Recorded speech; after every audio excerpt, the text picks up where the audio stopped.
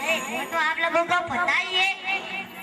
तो मेरे स्वजनों, बाबा साहब ने जो भी कार्य किए हमारे समाज की उन्नति के लिए, देश के लिए और भारत की 85% जनता के लिए, तो बाबा साहब के इन सभी कार्य के पीछे एक भी स्त्री थी और वो थी माता रमाबाई।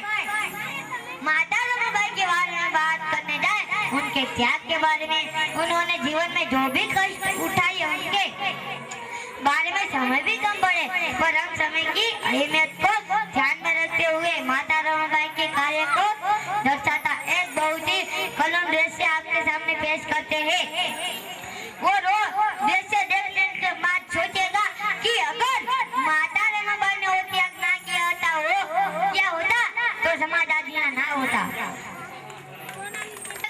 सुबह जल्दी उठना चाहिए, रात को जल्दी सोना चाहिए, इससे सेहत अच्छी रहती है। सुबह जल्दी उठना चाहिए और रात को जल्दी सोना चाहिए, इससे सेहत अच्छी रहती है। समझ गए? पर मुझे जाना को क्यों कह रहे हो कि आप अपनी घरवाली और बच्चों के गृहस्थ की ओर ध्यान ही नहीं देना चाहिए? फिर आप गृहस्थ की ओर ध्यान नहीं दे सकते? मैंने कब कहा कि आप गृहस्थ की ओर ध्यान नहीं देते? फिर भी कभी बच्चों के साथ बैठ के बात करते हो, कभी मेरे साथ प्यार से 2 पल बात करते हो। एक तो घर पे रुकते ही नहीं, पूरा दिन घर के बाहर, और जब घर आते हो तो पीछे पीछे लोगों का झुंड होता है। अगर कोई बाहर वाला नहीं होता तो किताबों में ऐसे खो जाते हो कि खाने की भी शुद्ध नहीं में पड़े रहते हो। ना जी, मैं कोई बहस करना नहीं चाहती, मैं कोई बहस करना नहीं चाहती।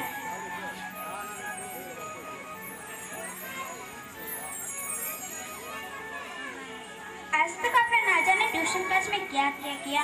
रात दिन मेहनत करने पर भी आपके लिए घर चलाना असंभव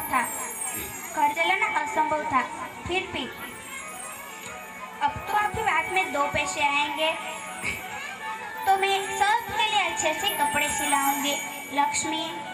लक्ष्मीबाई के लिए अच्छी सी साड़ी, यशवंत और मुकुंद के लिए स्कूल के कपड़े, लक्ष्मीबाई के लिए अच्छी साड़ी, गौरी के लिए घाघरा और चोली, और आपके लिए भी अच्छे से अच्छे कपड़े चाहिए। वरना हम ऐसा करेंगे कि एक नया मकान ही खरीद लेंगे, वहाँ मैं अच्छा सा घर बसाऊंगी। इतने बड़े प्रोफेसर विलायत हो गए हैं और इसे 3.5 रुपए के किराए के मकान में रहेंगे। क्या हुआ, चुप क्यों हो गए? कुछ बोलते क्यों नहीं कि मुझसे कोई गलती हो गई? ये बात तो सही है आपकी कि जब से हमारी शादी हुई है मैं बस कष्ट उठाती आ रही हूँ, पर मुझे कोई दुख नहीं कि आप मुझे कुछ नहीं दे सके। आप इस बात का खेद मत रखिए कि आपने सिर्फ अपनी पढ़ाई के बारे में सोचा, ना मुझसे तो प्यार से बात की, ना मेरी उम्मीदों का ख्याल रखा। पर क्या मैंने कभी शिकायत की है आपसे? आपने विदेश में जाके इतनी बड़ी बड़ी डिग्रियां हासिल की, अब अच्छी नौकरी भी करते हो, और क्या चाहिए मुझे? मैं इसमें ही खुश हूँ। मुझे जो मिलता है मैं उसमें ही संतोष रखती हूँ। पर आप इतने दुखी क्यों लग रहे हो? क्या आपको अपनी पढ़ाई अधूरी छोड़ के वापस आना पड़ा? वडोदरा सरकार ने जो स्कॉलरशिप दी थी उसकी मुद्दत खत्म हो गई और आपको वापस बुला लिया गया, सिर्फ इसीलिए कि आपके पास पैसे नहीं थे। पैसे नहीं हुए तो क्या हुआ? आप जरूर बैरिस्टर बनो, आप पढ़ो, लेकिन आप अपनी पढ़ाई पूरी कीजिए, पीछे मुड़कर ना देखे। साहब आप पढ़ो, खूब पढ़ो, जाओ। तो आप लिख लीजिएगा, वहाँ पर बाबा साहेब को ही याद किया जाता है, मगर बाबा साहेब को भी हिम्मत देने वाली मेरी रमाबाई को याद नहीं किया जाता। अरे बाबा साहेब तो पढ़े लिखे थे इसलिए, और उन्होंने हमारे लिए जो कुछ किया वो हम याद करते हैं। पर आप देखिए कि माता रमाबाई, जिन्होंने जन्म से मृत्यु तक गरीबी और दुख देखे, बाबा साहेब पति जब विदेश में थे तब भी उन्होंने दुख देखे, बाबा साहेब जब विदेश से आए तब भी तो गरीबी में ही रहे। आज बच्चा बीमार हो जाए, पति घर पे नहीं हो, तो पत्नी उसकी ऐसी खबर लेती है जैसे भारत पाकिस्तान का युद्ध हो रहा हो, सैनिक सरहद पर हाजिर ना हो, वैसी हालत कर देती है। आप सभी ने कभी ना कभी ये महसूस किया ही होगा। पति विदेश में पढ़ रहे हो अपनी कौम, अपने समाज के लिए, और उस औरत का बेटा मर जाता है, उसके पास कफन के भी पैसे नहीं होते, फिर भी वो अपनी पति से कहती है कि आप पढ़ो, मेरी बच्चों की या घर की चिंता मत कीजिए। ऐसे स्त्रियों का इतिहास पाए जाते हैं। उसने अपने पति से कहा भी तो क्या, कहा कि आप पढ़िए, मेरी बच्चों की या घर की फिक्र मत करो। अगर कोई स्त्री मेरी रमाबाई की तरह योगदान नहीं दे सकती तो कोई बात नहीं। अगर उसका पति समाज के लिए काम करना चाहे तो आप उसे रोककर ये मत कहिए ये समाज कभी नहीं सुधरेगी। अरे समाज तो सालों से प्रतीक्षा कर रही है कि कोई बाबा साहेब और माता रमाबाई की तरह निस्वार्थ भावना रखे, मेहनत तो करे। अगर कुछ हो जाते तो मनोहर के साथ उनकी गहरी दोस्ती होती। अरे पढ़े रहते किसी कीचड़ में तो हिंदुस्तान की बदली तस्वीर न होती। अगर मेरे भीम बाबा ने हिंदू कोड बिल की बात ना लिखी होती तो उनके बदौलत सिर उठाकर चलने वाली आज की ये नारी आज भी सर मुंडोकर घर के किसी कोने में पड़ी होती।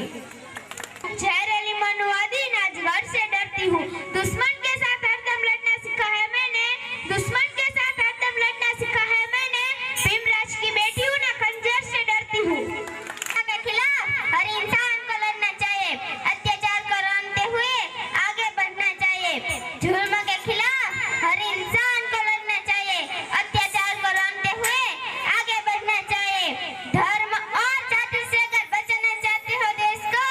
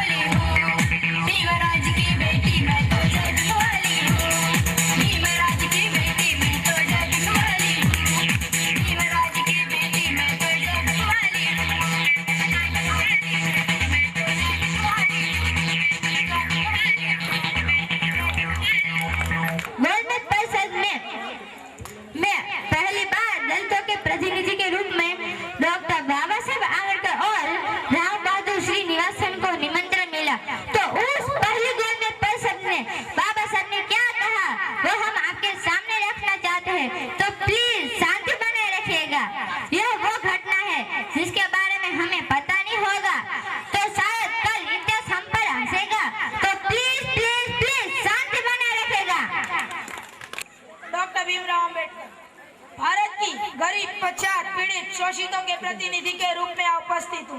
वे लोग भारत की कुल जनसंख्या का 5वां भाग है, अर्थात इंग्लैंड और फ्रांस की जनसंख्या के बराबर। परंतु इन लोगों की दशा दासों से भी गई गुजरी है। दासों के मालिक उन्हें जूतों